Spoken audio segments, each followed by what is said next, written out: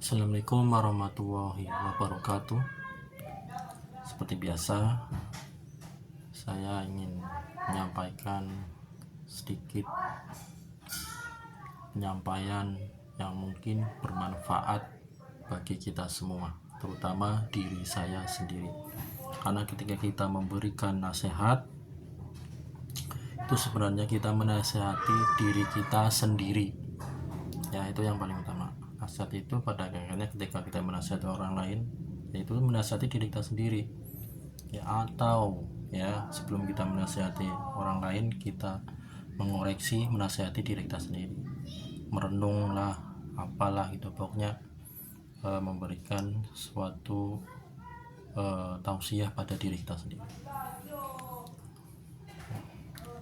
Nah, hari ini saya akan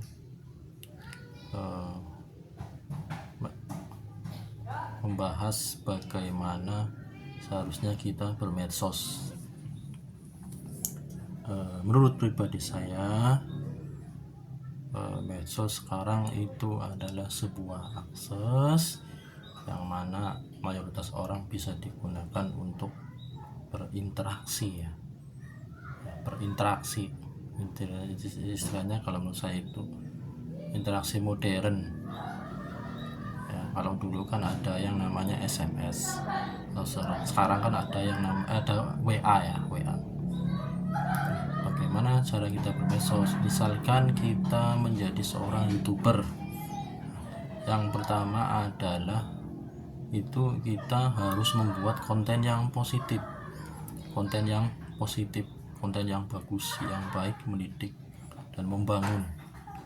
Ya, lebih baik lagi bisa memberikan edukasi agama, ya, tausiah, terutama buat refleksi pikiran seperti itu. Dan yang kedua, kita jangan cuma cari subscriber, ya, jangan cuma cari subscriber, karena ketika kita jadi YouTuber, ya, itu yang paling kita utamakan adalah niat. Kalau kita membuat konten yang positif, insya Allah ya yang follow, yang subscribe banyak tanpa kita harus menyuruh mereka untuk subscribe. Itu diperhatikan ya. Jadi bikin konten yang positif dan jangan cari subscriber. Ya memang cari subscriber itu biar yang nonton banyak, dan mungkin kebanyakan orang supaya dapat uang ya. Yang tiga, jangan pedulikan omongan netizen yang komen negatif ya, karena kita hidup itu bukan tentang netizen. Hidup kita ya hidup kita sendiri ya. Kita mau bagaimana itu konsekuensi ada di diri kita masing-masing.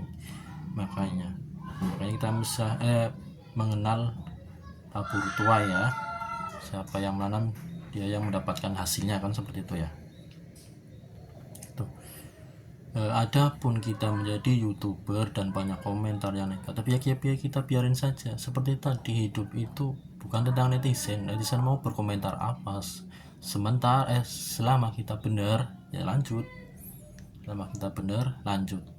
jadi jangan putus asa. Selama konten kita konten bagus, mendidik, membangun, apalagi konten agama yang mungkin bisa menambah wawasan ilmu Islam, silahkan lanjut ya.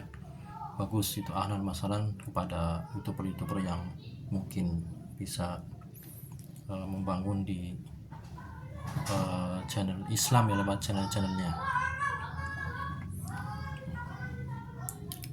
Karena kapanpun dimanapun kita pasti punya musuh. Artinya selama kita berbuat baik tetap ada orang yang gak suka sama kita. Contoh saja, misalkan kita bikin konten YouTube, pasti ada tanda itu ya, yang tangan ke bawah ya, kan ada yang like, ada yang no like. Nah, yang nggak suka itu menunjukkan bahwa ya kita kalau kita benar tetap aja banyak yang nggak suka. Itu maksudnya kan seperti itu. Apalagi ada yang komentar negatif, ya biarin saja. Nah, itulah kehidupan. kehidupan itu ya tergantung kitanya. Kalau kita meniti di jalan yang benar, kita nggak usah takut ya kan? Jadi memang kadang hidup itu punya resiko, makanya orang menjadi baik maupun buruk itu sebenarnya opsi ya kan, opsi. Manusia itu sebagai manusia yang punya berkeinginan opsi, dia mau jadi orang baik orang buruk itu pilihan. Saya pengen misalkan sholat 5 waktu dan juga menambah ibadah sunnah, itu kan dari pilihan kita sendiri, sudah ada niat ya. Kalaupun kita dicampur dengan yang buruk bisa ya kan, sholatnya rajin misalkan, tapi dia jual narkoba misalkan, ini kan bisa, itu opsi juga. Nah, tergantung dari kita bagaimanakah kita mengolah kehidupan kita ya, apakah kita bisa bertahan di kebaikan itu ataukah kita mungkin melenceng gitu karena godaan setan gitu loh. Nah, begitu juga sebaliknya, orang yang buruk itu juga opsinya dia mau jual narkoba ya silahkan, konsekuensi ditanggung masing-masing ya. Hidup itu punya membawa resiko tersendiri. Kalau kita berbuat baik ya insya Allah mendapatkan hasilnya pun baik pula, meskipun terkadang di tengah-tengah kita itu mendapatkan ujian atau cobaan ya. Dan kalau di medsos itu ya kita harus komen atau misalkan WA ya dengan cara yang bijak, tidak boleh dengan kata yang bisa menyinggung perasaan orang lain ya, meskipun itu cuma ngetik. Kalau ngetik kasar ya sebenarnya berarti dia itu seperti ngomong kasar ya. Kita mengetik di WA ya misalkan, itu seperti kita ngomong sebenarnya ya. Makanya ketika kita berinteraksi di medsos harus berhati-hati, harus bijak menggunakan medsos. Untuk apa medsos itu gunakan ya, sebenarnya mubah-mubah saja, boleh-boleh saja medsos itu, gantung kitanya ya. Jadi baik buruknya medsos ada di tangan kita sendiri. Begitu saja sedikit penyampaian nasihat dari saya, kurang lebihnya mohon maaf. Wassalamualaikum warahmatullahi wabarakatuh.